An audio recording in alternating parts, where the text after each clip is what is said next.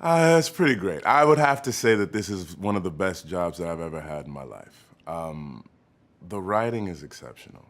What Dan has crafted out of a family drama, but has made it so suspenseful and playing with time and era and parents and children at the same age figuring life out at the same time is such a unique perspective on it. But it's really a simple story about people just trying to figure things out. And I think it's incredibly relatable because of its simplicity, you know? This character, Randall, man, Randall's a good dude. Like, Randall requires of me that I be the best dude that I can be in order to play him because I'm not that good of a dude. So it's nice to be him and sort of walk around in those shoes. My wife appreciates it. I think my children do too, because you can't help but bring a little residual Randall back home, and Randall's okay to bring around. Yeah. Susan Kelechi Watson, who plays Beth, is my heart, man. We have such a great time portraying these married people who truly love being married. You know, I don't think there's ever any doubt whether or not Beth and Randall are gonna make it.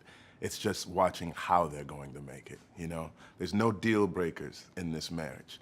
They have the utmost respect for one another, and they have so much fun with each other. And I think that parallels the relationship that Susan and I have with one another as well. It's great, and in particular because we are an African-American couple, you know, that is on, you know, network television, and we get a chance to come into many people's homes on a weekly basis.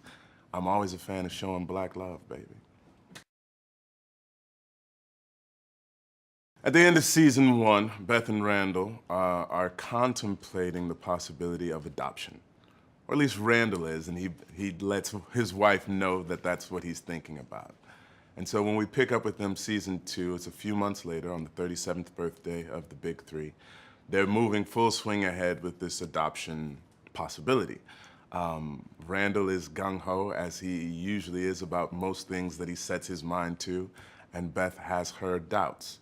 Not necessarily as to whether or not she wants to adopt, but the way in which they want to proceed. And so here you have two married people with two different conceptions of what this adoption is going to look like, and you have them slowly coming together to figure out what it looks like for them as a couple. However you come to it, you appreciate this sort of desire to recognize that you're not in it alone. Meaning, like, I think so much of the journey of the big three and their parents has to do with simple decisions that make tremendous sort of reverberations in one's life. And we're all making these decisions: to have children, to not have children, how to raise them. Do I stay with this job? Do I not? Am I artistically fulfilled? How do I take control of my body? How do I take control of my life? And they're questions that we all ask ourselves, but when you're in the midst of life, you kind of feel like you're alone. So when you see other people going through making the same decisions that you're making right now, you're reminded, like, oh man, this is happening to all of us. Like, this is us, right? And so the comfort that the audience, I think, feels galvanized in recognizing that they are indeed not alone is something that keeps bringing them back on a weekly basis.